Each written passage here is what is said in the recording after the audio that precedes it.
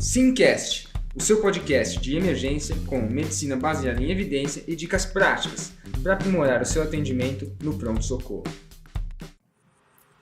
Fala galera, o Simcast é um podcast com propósitos educacionais e não deve ser usado isoladamente para diagnóstico, tratamento e prevenção de doenças. Além disso, não deve ser interpretado como um guideline, mas sim como opinião de nossos especialistas.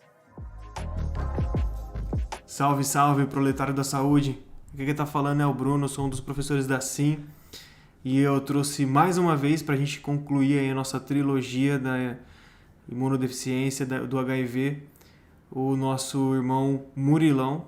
Tamo junto. Pra gente fazer mais um episódio aí que ficou muito conteúdo, a gente não consegue colocar em um podcast só, tivemos que colocar em 3.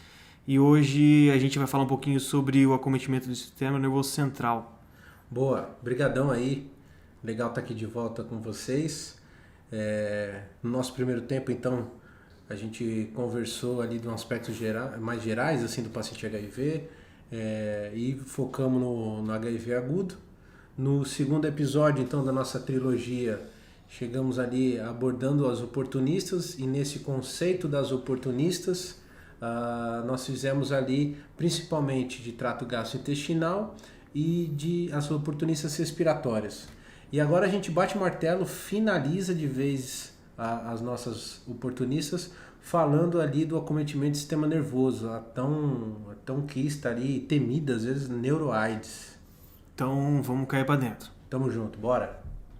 Murilão, a gente deixou para falar por último desse sistema que é muito importante, muito complexo e que tem um acometimento bem importante por vários patógenos, que é o sistema nervoso central. O que você me diz aí do paciente com HIV imunossuprimido? Cara, eu acho que a neuroaids é uma parte das oportunistas quase que do tamanho das próprias oportunistas, sabe? E é uma das partes mais legais, assim, mais interessantes quando a gente estuda infecções oportunistas. Nesse sentido, o que a gente tem que ter de conceitos? Tem 3 fatores que são importantes, assim, fundamentais, que a gente precisa saber quando a gente vai abordar um paciente HIV com alguma síndrome neurológica. Primeiro de tudo, neuroepidemiologia.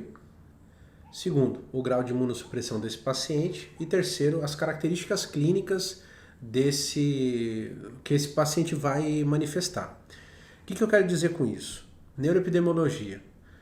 Quais são as oportunistas do sistema nervoso mais importantes? Para a gente ter, assim, contemplar grande parte delas, eu citaria aqui para a gente a neurotóxico, que vai girar, depende muito do trabalho que você vê, mas assim, coisa de seus 45% a 50% de prevalência. A neurocripto, que vai ali para os seus 25%, e a neurotuberculose, que pode girar em torno de uns 15% ali, 20%. Note, de novo eu estou falando de tuberculose. Eu falei de tuberculose no pulmão, eu falei de tuberculose em trato gastrointestinal e estou tornando a falar em tuberculose aqui de novo, em sistema nervoso central. Essas 3 patologias são fundamentais da gente ter bem consolidadas na cabeça, saber a existência delas. Seguido de LEMP, citomegalovírus, linfoma primário do sistema nervoso central e a neurosífilis, certo? E uma coisa importante, a gente tem que ter o conceito que, da mesma forma que eu falei para o esôfago, da mesma forma que eu falei para o quadro pulmonar, você pode ter mais de uma oportunista em sistema nervoso central concomitante, certo? Então, esse número, inclusive, pode chegar assim, até 15% dos pacientes vão ter mais de uma doença oportunista em sistema nervoso central. O que eu quero te dizer com isso?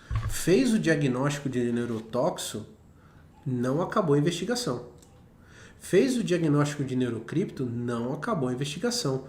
Tem que continuar investigando, tem que investigar tudo, tá? Essa seria então a neuroepidemiologia. O que eu quero dizer com grau de imunossupressão? Ora, se eu tenho um paciente HIV que ele é aderente ao tratamento, ele tem um CD4 bom, eu vou interpretá-lo como uma pessoa ali não HIV. Ok. Essas oportunistas, elas vão ser levantadas na medida em que eu perceber que esse paciente tem a imunossupressão. Elas vão fazer sentido nesse contexto. E aí, o terceiro tópico, que talvez seja até assim o mais importante, que é saber a característica clínica.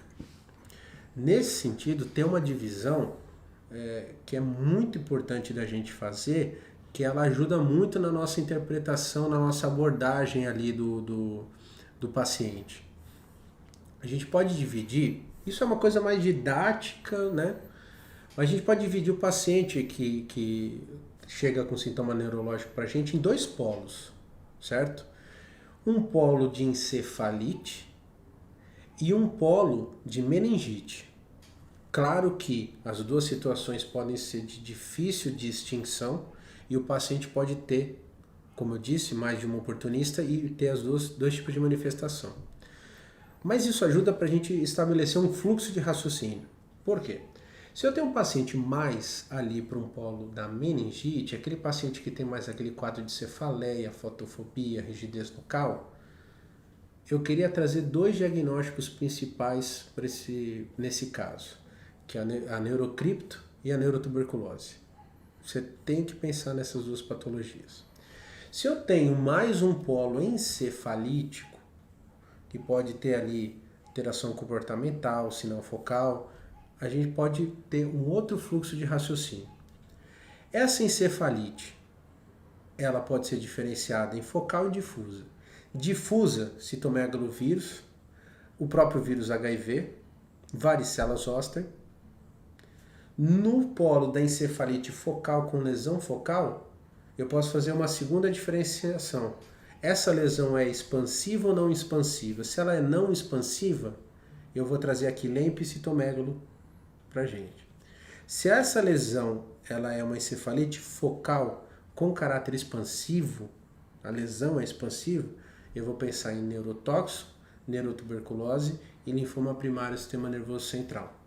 Então essa abordagem sindrômica ajuda muito a gente a lembrar de qual o cenário a se pensar em cada uma dessas situações.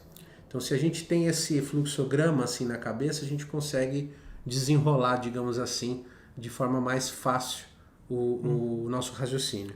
Sim. Só para deixar bem claro, né? Quando a gente fala de lesão expansiva, a gente está falando de lesão que causa desvio das estruturas, que parece ter algo ali causando edema e causando distorção da anatomia local. Um efeito de massa, né? Efeito de massa.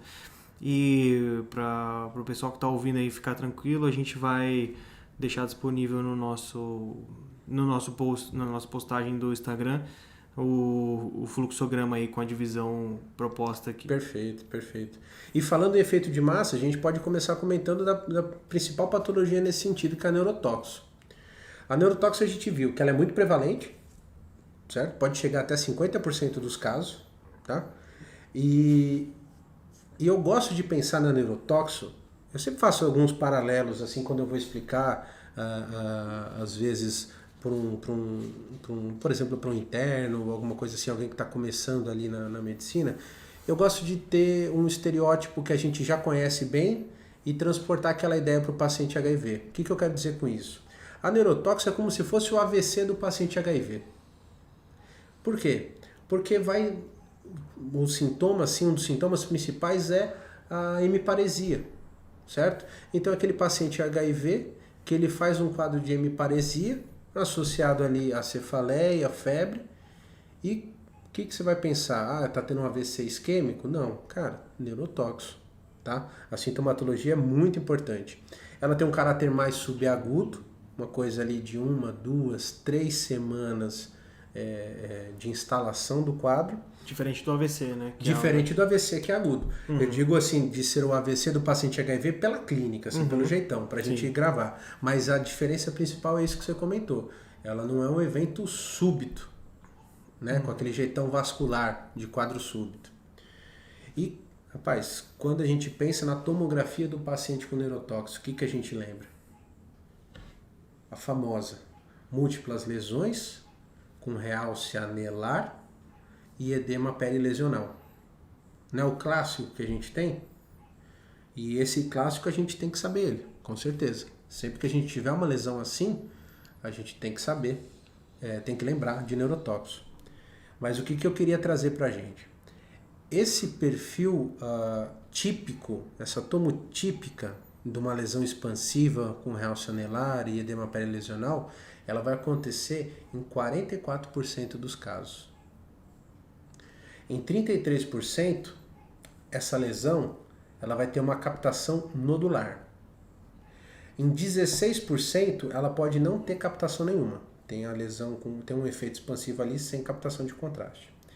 3% a tomografia vai estar normal e você só vai achar a lesão na ressonância. E os últimos 3% vocês vão cursar só com edema difuso, que pode ser que você não pense em neurotóxico logo de cara. Por que eu trago isso pra gente? Pra gente ter esse conceito de que 56%, logo, né, se 44% tem a tomo mais típica, 56% das situações, a tomo não vai ser esse padrãozão clássico que a gente está esperando.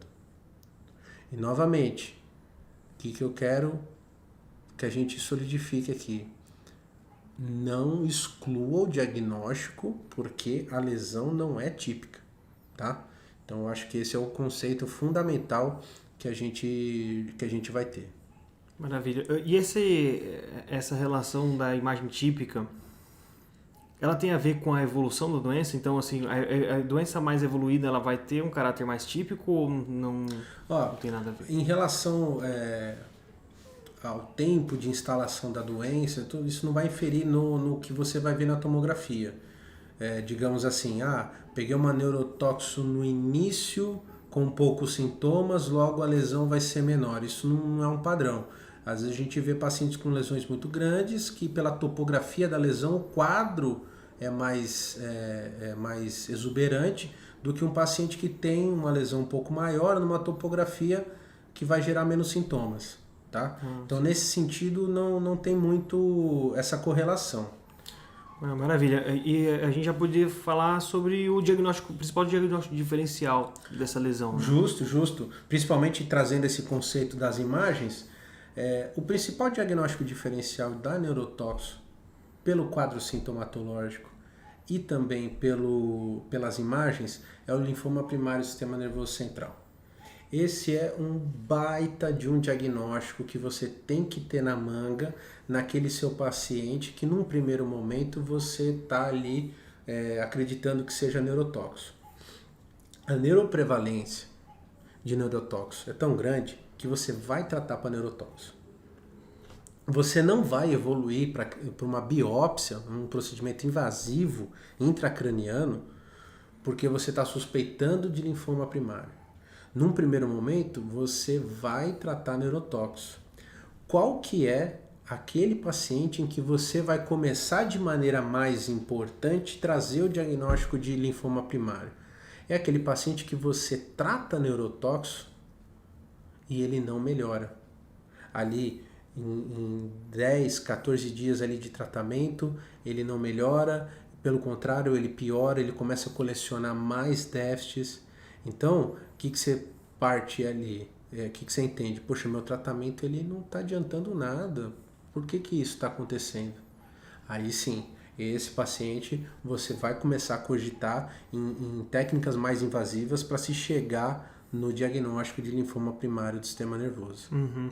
Então, quer dizer, tanto o neurotóxico quanto o linfoma primário do sistema nervoso central, eles têm características clínicas muito semelhantes. Eles têm apresentação clínica muito parecida. E imagem parecida. Imagem também. E a única forma de diferenciar isso, a rigor, é fazer uma biópsia da lesão. Perfeito. Né? Mas fazer uma biópsia do cérebro é meio... meio over, né?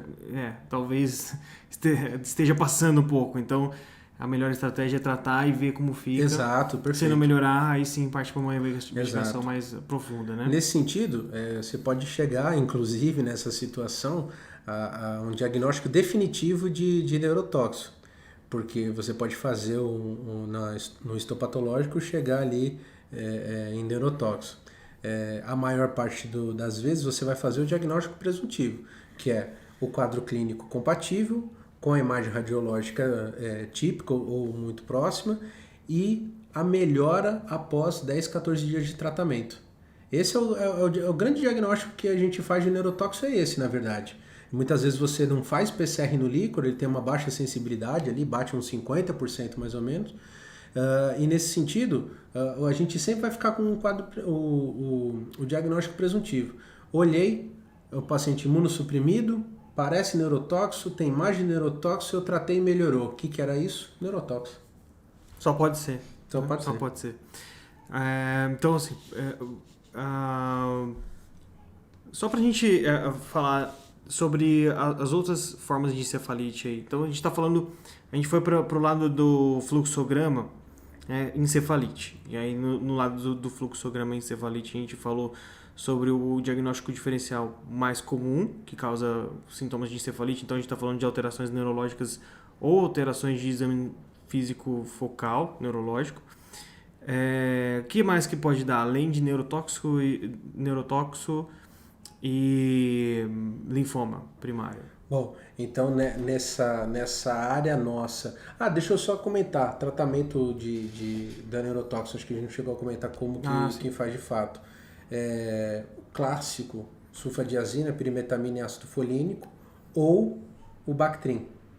Geralmente o tratamento com Bactrim é muito mais prático assim, de ser prescrito. 25 mg quilo ali de sulfametoxazol, de 12 em 12, você vai fazer o tratamento por 6 semanas ali, tá? Respondendo sua pergunta, então, nas encefalites focais com efeito expansivo, a gente tem a neurotóxico, a neurotuberculose, que eu comentei, que em mais de 90% dos casos vai se manifestar ali com um quadro de meningite. Uma coisa bacana, que aquele paciente que você suspeita de neuro-TB, em mais de 50% dos casos ele vai ter um outro sítio extracraniano, né, da TB. Então muitas vezes você não consegue isolar o agente no líquor, mas você consegue fazê-lo através de um lavado broncoalveolar ali, que notou ali na tomografia que tem uma caverna. Nesse sentido, análise licórica em paciente com tuberculose. Acho que a principal coisa que eu aprendi estudando neuro-TB é que o líquor de TB ele pode ser qualquer líquor, sabe? Aquela coisa clássica, proteinorraquia, aumento de celularidade, linfomono, perfeito, tem que ter o raciocínio, mas o líquor de TB pode ser qualquer líquor, tá?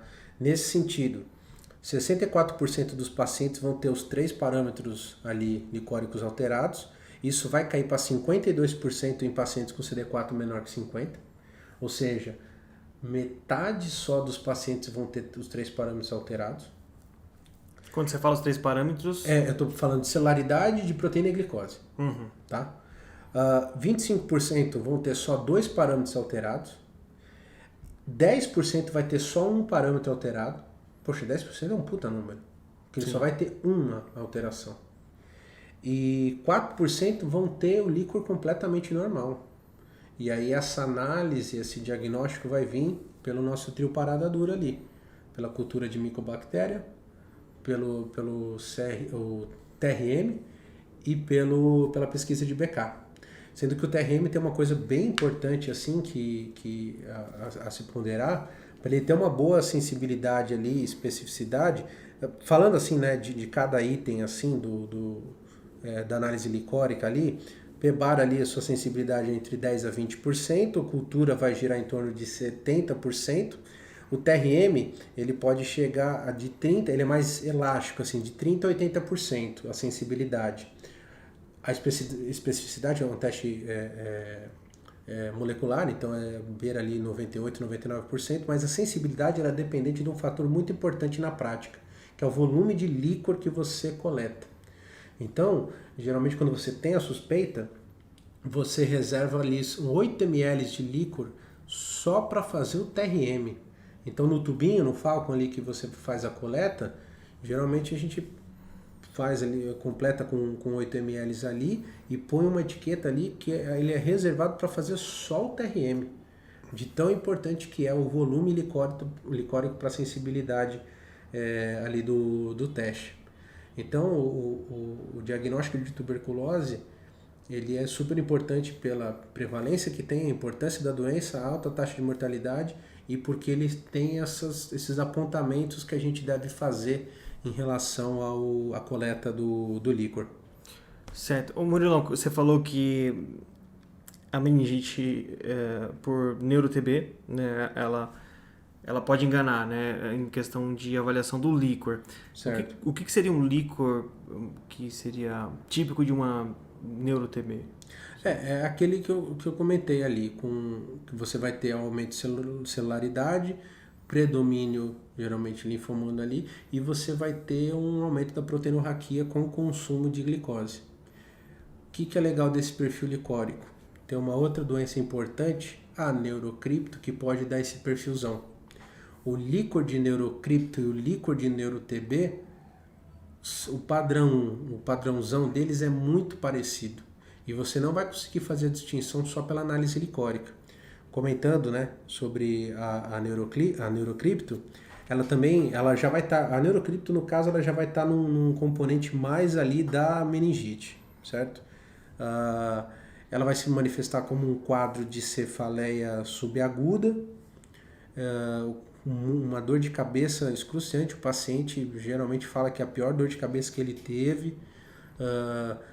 Uma característica muito interessante pode ser uma cefaleia que melhora muito após a punção licórica, porque você vai ter ali a hipertensão intracraniana secundária ali a uma redução na reabsorção licórica. Então, na medida que você faz a punção, retira a líquor ali, você vai ter um alívio. Nesse sentido, é uma doença que, para diagnóstico mais específico, você pode lançar mão de 3 parâmetros ali. A tinta da China, famosa, tinta Nanquim, sua sensibilidade ali girando em torno de uns 80%. A cultura para fungos, muito importante nesse contexto, porque é um dos parâmetros que a gente vai usar para controle de tratamento, vai chegar aos seus 90% ali de sensibilidade. E uma técnica mais assim, menos comum, né, menos disponível, que é o lateral flow, que é uma fitinha, que ela parece uma fitinha de teste de gravidez, de destro, em que você vai pegar ali ou fazer igual fazer um destro, um furo ali no sangue, uma gotinha de sangue e colocar a fitinha, ou no líquor, e que ela vai corar ali uma uma linha do controle e uma linha do reagente ou não reagente, que é um método diagnóstico fantástico, uma sensibilidade ali que beira a 98% e que você faz em coisa de uns 10 minutos ali à beira-leito. Nesse sentido, é uma doença extremamente importante e que a gente é muito difícil de tratar. Tem 2 focos principais que a gente tem que ter para o tratamento da neurocripto. O primeiro é o tratamento do agente propriamente dito, e segundo é o controle da hipertensão intracraniana. Só comentando rápido assim, o controle da hipertensão intracraniana, você vai fazer punção de alívio desse paciente na medida em que ele tiver as queixar da cefaleia. É um paciente que muitas vezes numa enfermaria de infectologia ele tem punção diária, muitas vezes mais do que uma ao longo do dia. Se você notar ali depois de 10 punções que o quadro continua importante e refratário, você pode evoluir para uma derivação. O tratamento do patógeno propriamente dito, ela vai ter 3 fases, a fase de indução, consolidação e manutenção.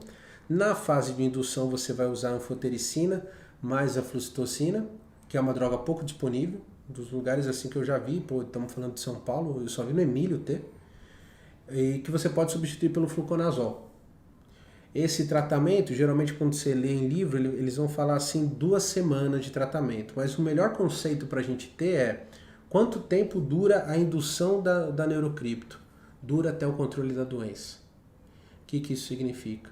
Dura até eu perceber que a cultura negativou, a cultura licórica negativou. Porque não adianta bater 2 semanas, continuar tendo a cultura positiva e eu querer parar de fazer o tratamento de indução. ou quando eu noto que no controle evolutivo de imagem eu tenho uma melhora. Muitas vezes desses pacientes eles podem ter pseudocistos que vão dificultar o tratamento. Então eu vou ter que fazer por tempo mais prolongado. Seguido de uma fase de consolidação, que geralmente dura em torno de 8 semanas, com dose alta de fluconazol, podendo chegar a 800 miligramas até 1.200 miligramas. E por fim a fase de manutenção, que pode durar até 1 ano, em que você vai usar fluconazol numa dose mais baixa, ali 200, 400 miligramas. Essas doses não é para a gente se apegar muito a elas, porque você acaba individualizando de acordo com a gravidade do paciente.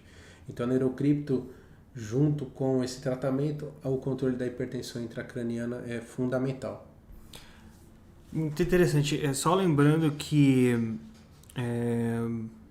o paciente que chega com cefaleia, né, a gente tem durante a investigação toda aquela preocupação de quando solicitaram ou não solicitaram uma tomografia para coletar o líquor, né? Perfeito. Tem todas aquelas características, a gente até tem um post sobre isso na página do Instagram,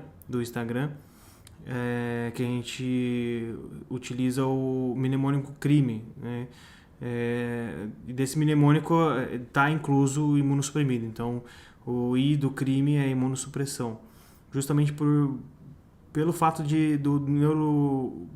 da neuroAIDS ter toda essa complexidade e ter a possibilidade de uma gama muito estendida de doenças acometendo o sistema nervoso central, né?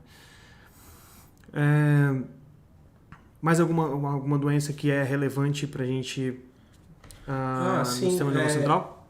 Fazer uma menção honrosa aqui ao citomegalovírus, que também foi um patógeno que a gente comentou em todos os sítios que a gente conversou, que é muito importante porque tem uma alta taxa de mortalidade, é um diagnóstico que a gente esquece de fazer, a gente tem que ter uma suspeição muito forte. Geralmente ele vai cursar ali naquela quadro de encefalite focal, sem efeito de massa, ou encefalite difusa mesmo, e que o tratamento ele é difícil de se fazer, de lembrar tudo, e assim, é uma grande assim, dificuldade, dá muita discussão assim, o tratamento do citomegalovírus. O que muita gente boa preconiza é fazer duoterapia com ganciclo e foscarnet, porque é uma doença de muita gravidade, de uma alta taxa de letalidade. Então você não vai fazer só ganciclo, você vai fazer uma duoterapia para essa patologia. E assim, é aquela coisa, né? São patologias que não tem como você fazer um estudo duplo cego randomizado. Não tem como você fazer uma coisa importante de pacientes, né? Então, dos tratamentos que a gente faz é baseado ali na gravidade e de você não poder se dar o luxo de perder esse paciente assim fazendo um tratamento subótimo. Um componente importante, finalizando essa parte, que eu diria é a boa e velha discussão de quando introduzir a TARV nesses pacientes, tá? Nesse sentido, quando você tem patologias que a TARV é uma forma de tratamento, você vai introduzir o quanto antes a TARV. Eu estou falando de LEMP, eu estou falando de citomegalo, eu estou falando de linfoma primário do sistema nervoso central. Neurotóxico pode ali respeitar aquelas 2 semanas que a gente já comentou. Neurocripto e NeuroTB eu já tinha comentado, mas Neurocripto e NeuroTB geralmente ali depois de 6 semanas, tá? São patologias que esse paciente, se fizer uma reconstituição, acaba sendo algo muito importante do ponto de vista de mortalidade. Pense numa hipertensão intracraniana refratária como a da Neurocripto e eu submeter esse paciente a uma reconstituição. Pense na cabeça dele cheio de fungo e que ele não inflama porque ele é imunodeprimido, e pense nesse indivíduo inflamando, reconstituindo e e combatendo e tendo o sistema imunológico dele combatendo ali a invasão fúngica. Então, para essas duas patologias, neuro-TB e neurocripto, a gente segura a TARV ali, posterga a introdução da TARV, de forma bem importante, assim, é um conceito bem importante da gente ter. Boa. E lembrar também que paciente com HIV também está sujeito a meningites bacterianas, né? Meningites bacterianas e encefalites virais, né? E sempre bom lembrar, né, do aspecto do líquor dessas doenças, né? A meningite bacteriana, claro, a gente não pode fechar um diagnóstico com líquor, mas eles têm as características típicas, né?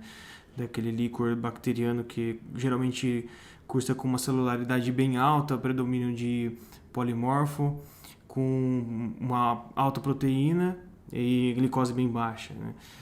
E lembrar das encefalites aí, com destaque da encefalite herpética. Não sei se o paciente HIV positivo tem uma encefalite que tem um predomínio maior.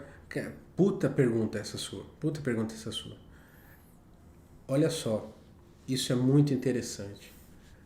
No paciente AIDS, a prevalência entre CMV e herpes 1 e 2, elas modificam. No indivíduo imunocompetente, você vai pensar em herpes, cefalite herpética, perfeito. No paciente HIV, é mais prevalente o citomegalo. Então, essa lógica ela inverte. Da mesma maneira que se você tem um imunocompetente, você vai pensar em cefalite herpética, no paciente HIV, se você pensou em encefalite herpética, por exemplo, porque o quadro está muito parecido, você tem que lembrar que essa encefalite, na verdade, a maior probabilidade dela é ser causada pelo CMV. E por que isso é importante? Porque o aciclovir que você introduziria para um paciente com suspeita de cefalite herpética numa condição de não imunossupressão, não vai ter efeito sobre o citomegalovírus, vai ter que ser o ganciclo, e o ganciclo foscardia, no caso, né, que eu tinha comentado.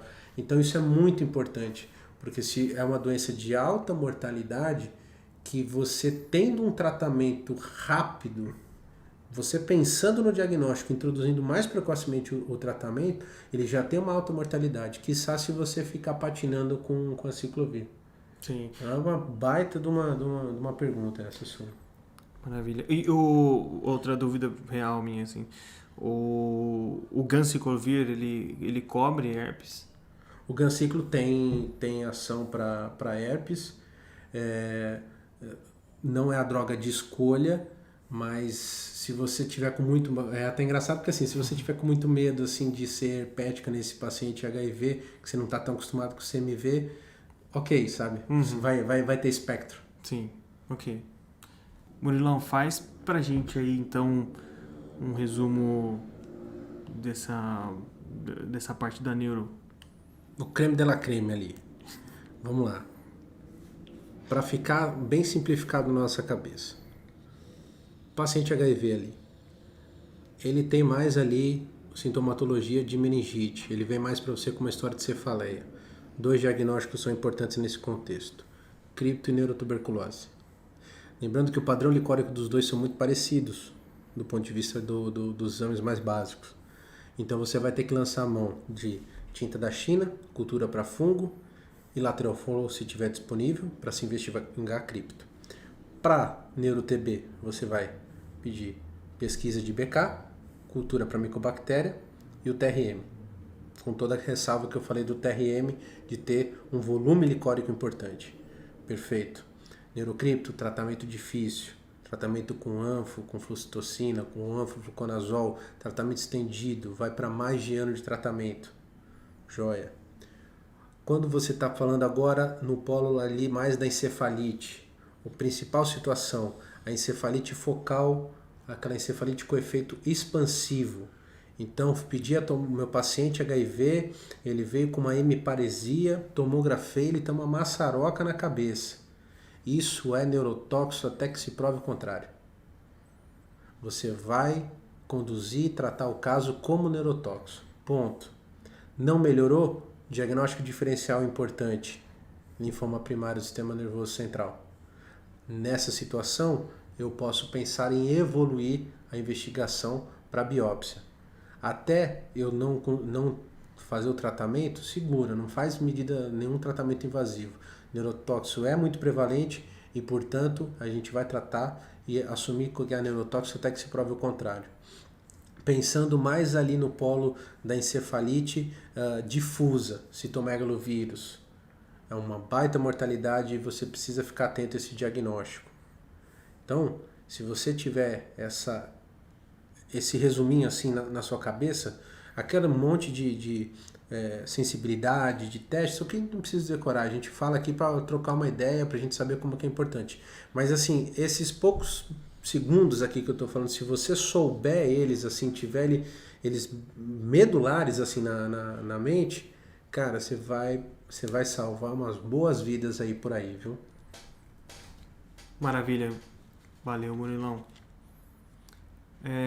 Esse foi, então, o nosso resumo da parte de neuro. Acabou ficando bem completo. Ficou um episódio só para ele, né? Porque não tinha como a gente... Muita coisa, né? Falar de neuroaids com menos do que aí meia hora, né? Exato. É um assunto bem complexo, mas que a gente conseguiu, eu espero que a gente tenha conseguido deixar de forma clara e simplificada aí para quem tiver interesse se aprofundar no tema. Perfeito. Então a gente fez uma trilogia do paciente HIV no departamento de emergência, no fim das contas, né? Nosso primeiro episódio, para quem não sabe, lá atrás a gente fez a HIV agudo no departamento de emergência e também trouxemos alguns outros conceitos importantes de epidemiologia, fisiopatologia e tratamento antirretroviral. Nosso segundo episódio, volta lá para trás para escutar ele também, se você não sabia que ele existia. A gente já começou a abordar os oportunistas e tocamos em 2 sistemas principais, trato gastrointestinal e pneumoaids, digamos assim, quadro respiratório do paciente HIV. E hoje a gente bate o martelo aí e finaliza com a neuroaids. Um episódio denso, complexo, difícil, mas que se a gente vai treinando, vai pegando esse fluxograma, não tem como, você tira de letra. Beleza, valeu aí Valeu, galera. Pra quem acompanhou até o final, a gente agradece. Tamo junto. Pra quem quer seguir o Murilão nas redes sociais, não tem como, ele não tem redes sociais. Vamos fazer uma pressão aí. Eu só tenho redes antissociais. Vamos fazer um abaixo-assinado pra ele abrir um Instagram. É isso, espero que vocês tenham curtido e sigam a gente no canal. Valeu, galera. Proletários da saúde aí. Proletários da saúde.